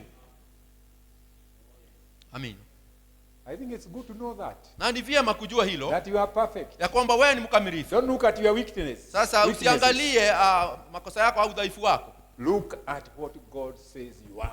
Tazama kile Mungu ambacho anasema wewe ulie. What God says you are, Kile you Mungu are. anasema ulie, wewe uko hivyo. Amina. What God says I am, Kile Mungu anasema nilie, that's what I am. hivyo ndivyo nilivyo. Pure, Msafi, sinless, huna dhambi, perfect, mkamilifu, member of the bride mshirika wa bibi harusi of Jesus Christ. wa Yesu Kristo. Amen. Amin. We are moving. Second phase now. Tunaendelea katika hatua ya pili. But we are plenty green. I'm quoting from the message called Without His Will. Fanyia Mungu huduma bila mapenzi yake. Procedures, 27th November 1965. Amina. We are plenty green. Plenty green. Should be pretty green, but it's plenty green. That's right. Amina. We have a lot of greenness. Amina. So we have to lay in the presence of the sun to be mellowed up. Kwa hivyo lazima tukae katika uwepo wa mwana wa Mungu ili tuweze kukaushwa. We haven't got the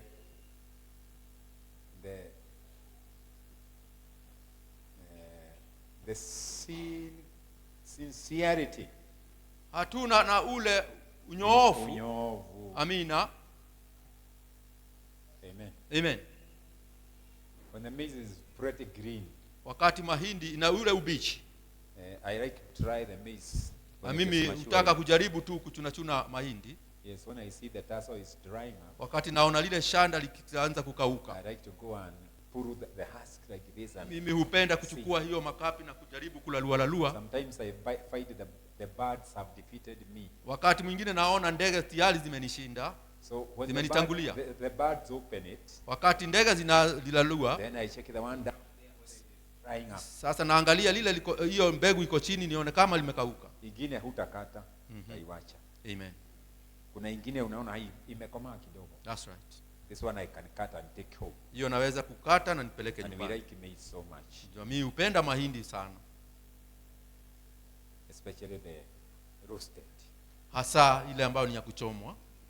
So I plant maize for eating. Kwa hivyo mimi hupanda mahindi sababu ya kukula. Naipenda sana. I've grown up with maize. So Nimekuwa when the pamoja. maize is so green, you are not so much interested. Wakati hiyo mahindi iko bichi sana, hauna hiyo tamaa. Utamani. Give it time to cure. Unaipatia muda Cure. iweze kuendelea And na don't finish all of it in a chamba. kukauka na usimalize So yote you have shambani. to harvest something. Kwa hivyo lazima uvune Now, kitu. when you are planted green, Wakati sasa una ule ubichi, inside ndani yake, that maize or seed, ndani ya hiyo there mbegu is ama no life. hakuna uzima ndani, It can't reproduce. haiwezi kuzaa tena, kujizaa. Hiyo itaoza. So what happens? Inatendeka nini? You have to lay down in the presence of the Lazima S-U-N. ujilaze chini ya uwepo wa mwana wa Mungu. The weather has to be favorable. Sasa lazima kuwe na kule Hali nzuri. hali Jua nzuri. lichomoe vizuri kama leo. Amen. Likauche hiyo ubishi Amen. Uishi. Huyo ni mwaminio ambaye ameamini na kuna mambo inamshida shida. That's right. Live in the presence of the Son. Uishi katika uwepo wa mwana wa By Mungu. that I mean, Na kwa hiyo namaanisha tune yourself to listening to this message. ujaribu kujiweka kuweza Believe kulisikia, this message. uweze kuamini neno hili. It will help you to mature. Itakusaidia kuweza It will kukomaa, take away the wilderness itatoa ule and ulimwengu the small things that defeat you. na yale mambo madogo ambayo The inakushinda, temptations that come your way majaribu ambayo inakuja and they njiani defeat you. na kukushinda. When you apply yourself to the word of God, Sasa ukijiotoa na kuingia katika neno la Mungu, God takes away the wilderness. Mungu anatoa haya mambo ya ulimwengu. Mafundisho tulitoka nayo kwa madhehebu, Amina. anayaondoa yote Amen. ndani yake, anaingiza Neno. Amen. the seed is mature. Hii mbegu inaendelea kukomaa, It has iko na uhai na uzima. praise and it's a process. Ni mchakato, It is not an incidence. sio tu It's a tukio, process. ni mchakato. Glory to God. Utukufu kwa Mungu. God calls you and you are just believe today, you will go to heaven. Na Mungu tu akikuita ghafla tu, hata siku ya leo utaenda Utaenda mbinguni. mbinguni. Lakini ametupatia nafasi Amen. kwa sababu mpaka awe na bibi harusi That's right. who are like him, Ambayo ni kama yeye. word of his word, Neno la neno lake, bride bone of his bone, ambaye ni mfupa wa mfupa wake, spirit of his spirit. roho wa roho wake. We have the same Holy Ghost. Tuna roho It's yule the Holy yule, Ghost of God. Roho Mtakatifu wa Mungu, Bone of his bone, ambaye word of his mfupa word. neno la neno lake. As a bride, Huyo ni bibi harusi. we are like him. Tuko kama yeye, And when he appears, na anapoonekana we shall be like him. tutakuwa kama yeye, Not in the physical, sio katika hali ya kuonekana, in character. lakini katika tabia. Living Bible, Biblia inayoishi, written by God, ambayo imeandikwa na not Mungu, ink, sio katika wino, but by the Holy Ghost, lakini ni Roho read Mtakatifu, of all men. ambayo inasomwa na watu wote. And when they are reading you, maybe you are not even aware. Na wakati wanakusoma hata hujielewi, Hujui. haujui. That is why we need to have a testimony. Hiyo ndiyo sababu tunapaswa kuwa na You ushuhuda. say you are a believer, stay a believer. Ukiwa ni uaminio, ukae kama mwaminio, Because they are watching you. maana wanakutazama. Ni kweli. Kweli? Kama huyu Mkristo anaweza fanya hivi na sisi ambao hii ndio Ukristo watu wanasema wako nayo. Nabii anasema those people he talked about Watu hao ambao alinena will kwa never read the Bible, hawatasoma or Biblia, maybe go to church, ama but labda waende they'll read you. hawaendi kanisani, wanakutazama Elsewhere he wewe. says Mahali pengine anasema people want to see God watu wanataka kumuona Mungu on this badger skin. akiwa katika mwili huu wa ngozi. Amina. That's what the Greeks were looking for. Hao ndio Ayunani walikuwa wanatazamia. Amen. Amina. They wanted to see God. walikuwa wanataka kumuona Mungu. They want to see God who is living. Wanataka kumuona Mungu ambaye anaishi katika ngozi. Ako hai. Amen. Ako na hii ngozi. Amen. Watampata wapi? Only to in a believer. Ni ndani tu ya mwaminio. You know why men were making idols? Unajua wakati watu walikuwa wanatengeneza sanamu. Bishogo. Amina. Sanamu. Because they wanted a God they can. Maana walikuwa wanataka mtu ambaye wanaweza guza na kuona. Amen. Amina. And I was reading somewhere the prophet was saying. Nilikuwa nasoma mahali ambapo nabii alikuwa anasema Some of those people who worship idols, baadhi ambao watu ambao wanaabudu sanamu, God heals them. Mungu anawaponya Wakiwa wagonjwa na wanaabudu sanamu. sanamu. Because it is the faith they have in that faith. Maana God heals them. ni imani wanaye I katika can hiyo give you the good. sanamu. Naweza kupatia nukuu. People want to see, they want a God they can see. Watu wanataka kuona Mungu ambaye anaweza That is kumuona. why Ndio sababu Paul is saying here, Paulo anasema we are hapa, written a people sisi ni waraka ambao want to umeandikwa. see God. Watu wanataka And kumuona they see Mungu God only in you. na watamuona tu Mungu Because ndani God is a yako, spirit. maana Mungu ni roho, But he is expressed in a believer. lakini anadhihirika The ndani ya prophet says when mwaminio. you believe God, you Nabii become anasema God in the flesh. ukiamini Tumesoma. Mungu utakuwa Mungu ndani ya mwili. Amina. Tumesoma. Amen. Tumesoma hiyo. Amen. Nimalize hii kuti, tutamaliza haraka. Amen. Amen. Nimalize hii kuti. Oh, how the church needs to lay in his presence till it can tether up, get sweet in the spirit, so it can bathe down. Jinsi. Ajawe na roho. Amina. Kanisa ina roho. Hiyo kanisa iko na roho. Amen. Na sio kanisa iko na roho. Hii nyumba haiwezi pata roho. That's Ni wale right. waaminio wako na roho. Amina. That's right. Amina. By the way, Hiyo ndio njia. we bathe in the love of the believers. That Katika church has the love of God. upendo wa They minilio, love one kanisa another. ina upendo wa Mungu, They wanapendana care for one moja na another. mwingine, wanashughulikiana moja They kwa pray mwingine, for one na another. wanaombeana moja They kwa don't mwingine, backbite one another. hawasengenyani.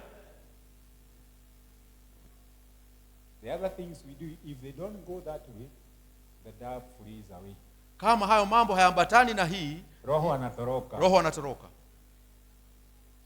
Na ibada itaendelea na tutasikia sermon na kwaya itaipa, lakini roho Alitoroka. Amen.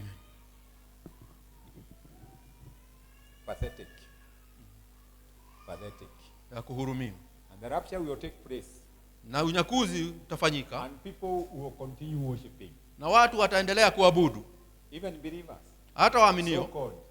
And the rapture has taken place. Na unyakuzi tayari And umetendeka the people are gone. na watu tayari wamepaa. The churches will not. Makanisa haitakoma. Are we together? Je, tuko pamoja? That's exactly what the prophet says. Hivyo ndivyo nabii It's hakika a anasema. secret going away. Hii kunyakuliwa Hiyo sio ile tunasema ati kwa siri. kila wingu kila muona. Hiyo sio ya jicho kila jicho. Hiyo coming ya rapture sio ya hiyo jicho itamuona. That is a secret going of the. Hiyo ni siri ya unyakuzi ya kwenda kwa bibi harusi. Watalia, watalia, watalia, watalia, watalia, watalia. Sio Amen. hiyo. Sio hiyo. That's another coming. Huko ni kuja But kwingine. this coming Lakini kukuja huku that we are talking about ambao here tunanena kuhusu is a hapa coming for the rapture. ni kuja kwa unyakuzi, It's a sacred coming. ni kuja kwa siri. And that is why we are watching. Ndio sababu We tunatazamia, are watching what is happening in the Middle East. tunatazama kile We ambacho are watching kinafanyika Israel. kule Middle East na Israeli. Watch Russia. Tunatazama kule Russia. We are watching the way things are unfolding. Tunaangalia vile mambo Because yanajiendesha, they are pointing to something. maana inatuelekeza kitu fulani. Amin. And we are living in Bible times. Na tunaishi katika wakati wa Biblia. Amen. When you see these things or you hear them, Ukiona mambo hayo ama let uyasikie, them awaken you. Be ready. We stay ready. tukae tayari. Amen. Amina. The coming of the Lord is at hand. Kuja kwa Bwana kuna wadia. Let me finish. Malize. Yes. Praise the name of the Lord. Amen.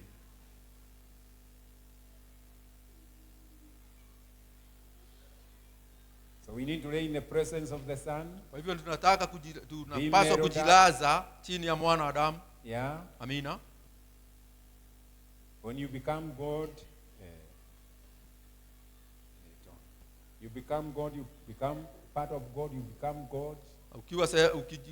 Ukiwa sehemu ya Mungu unafanyika sehemu ya Mungu, unakuwa Mungu. You become part of God, you become the full word. Unakuwa sehemu ya Mungu, unakuwa neno kamilifu. 100%.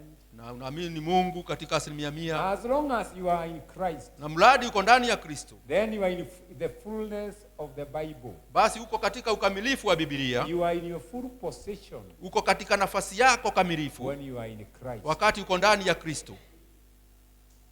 Amen. Amina.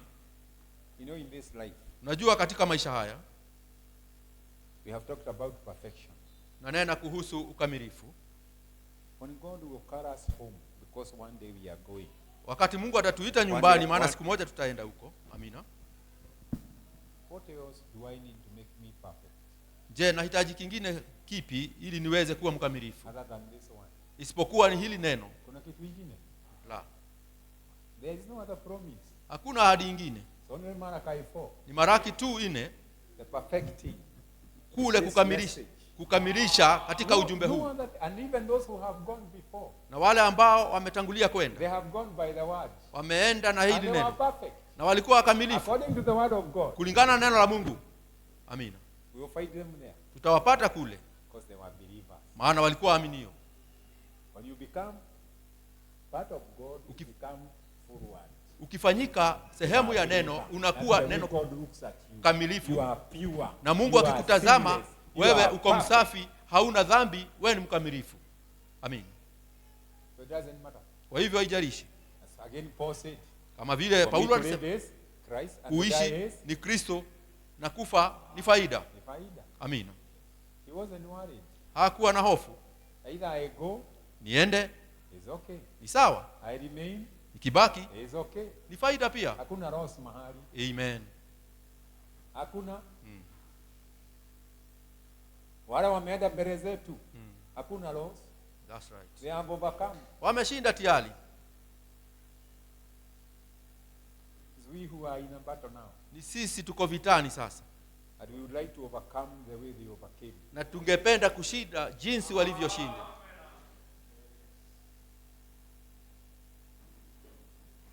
Stay ready. Kaa tayari. Amen. Amen.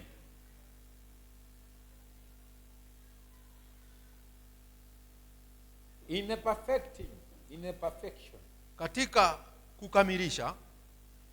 Some don't worry, I'm just quoting from some quotes here, and they don't give sometimes the tape number. In a perfection. Katika ukamilifu. Not eating meat. Sio kukula nyama. And doing this. Na kufanya hiki. In a perfecting. Katika kukamilisha. The body. Mwili. You never have those things. Hautakuwa na mambo hayo. That you are going to quit this. Ya kwamba utawacha hili na uache hili na usikule this, hiki, don't eat pork, usikule nguruwe, usikule hiki. That's the law. Hiyo ni sheria. Legalists. Wenye sheria. We don't believe in legal forms of salvation. Hatuamini katika hali za kisheria, wokovu wa hali ya kisheria. We believe that by grace we are saved. Tunaamini katika neema tunayokolewa. And it is not you. Na sio wewe. You had nothing to do with it. Haukuwa na kufanya na hilo. God's election. Uteuzi wa Mungu. That does it. Ndio unafanya jambo hilo. You had nothing to do with it. Amina. Ametuita. Amen. Sio how much you try. Sio jinsi unavyojaribu. Hiyo ni mambo ya kisheria. We trust the grace of God. Tunaamini neema ya Mungu. But we don't want to make the grace of God disgrace. Lakini hatutaki kufanya neema ya Mungu kuwa bure. We want to believe the grace of God. Tunataka kuamini neema ya Mungu na tuitumie katika njia sahihi. Is already provided. Tayari imepeanwa. Amen. Amina. You are written complete written wewe epistle. unasimama, wewe ni waraka mkamilifu. The word of God is in you. You Neno are la Mungu complete. liko ndani yako, umekamilika. There is nothing that you are lacking. Hakuna kitu ambacho That's the grace of unakosa. God. Hiyo ni neema ya Mungu. Respect it. Uiheshimu, Believe it. uiamini, Walk with it. utembee pamoja naye, And you see God unfolding in your life. na utaona Mungu akifanya kazi ndani ya maisha yako. We are not alone. Hatuko peke yetu. No. La, He is with us. ako pamoja He nasi. is in this world. Ako ndani ya hili neno. Like I was asking, who met Paul? Kama vile nilikuwa nauliza ni nani alikutana na Mungu na Paulo? Christ himself. Kristo mwenyewe In the resurrected form. katika hali ya ufufuo, And he is still that way. na bado yuko hivyo hivyo Even today. hata siku ya leo. But in the church ages, Lakini katika wakati wa nyakati za kanisa, he has left the Holy Ghost to work with the believer. alikuwa amewachia Roho Mtakatifu aweze kutenda kazi ndani wa Because the waaminio. Holy Ghost is himself. Maana Roho Mtakatifu ni yeye In the mwenyewe, spirit form. na katika hali Revealing God. ya Roho akimfunua Mungu. Praise the name of the Na Lord. Bwana But alisifiwe. at the end time, Lakini wakati wa mwisho he comes as the Son of Man. anakuja kama mwana wa Adamu, Revealed again akifunuliwa tena for a short time. kwa muda tu mfupi, Calling the bride for the rapture. akiuita bibi harusi kwa sababu ya Revealing the unyakuo, seals. akifunua ile mihuri, Revealing the thunders. akifunua zile ngurumo, Revealing akifunua the word of God. neno la Mungu, That he is the word. ya kwamba yeye ndiyo neno. May God help us. Mungu atusaidie, Believers of the message. waaminio wa ujumbe. We are the living Bible. Sisi ndiyo Biblia ambayo inaishi. Wherever you are, Mahali popote ulipo spread your influence. sasa, jaribu kusambaza usawishi wako. Amen. Amina. You have an influence. Uko na usawishi, Because God is in you. maana Mungu yu ndani Spread yako. your influence. Jaribu kusabasha. Amen. I'm a believer. Mimi ni mwaminio, I don't partake of that. I don't compromise there. I am sishiriki, a sikubaliane believer. na hiyo. Mimi ni mwaminio. Amina. That is the way to go. Hiyo sasa ndiyo njia ya kuendea, And God bless you. na Bwana awabariki.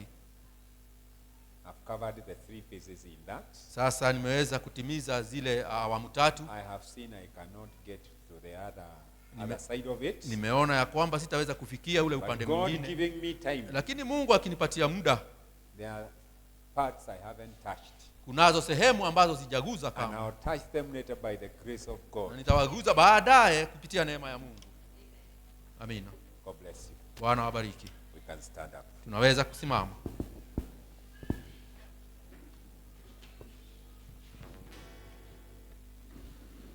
The grace of God. Neema ya Mungu It provides. inatoa. Amen. Amen. Rock of Ages, pray for me. Mwamba wa miaka ulipasuka kwa ajili yangu. We'll sing that song. Tutaimba wimbo huu 33.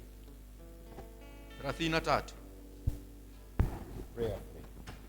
katika hali ya kimaombi. Amen. Amina. 33. Amina.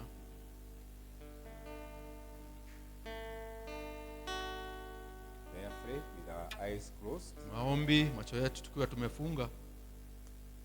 Amen. Amina. Rock of Ages, Pray for me. let me hide myself in thee. Let the waters and the blind from thy womb, yes, such sweet flow, be of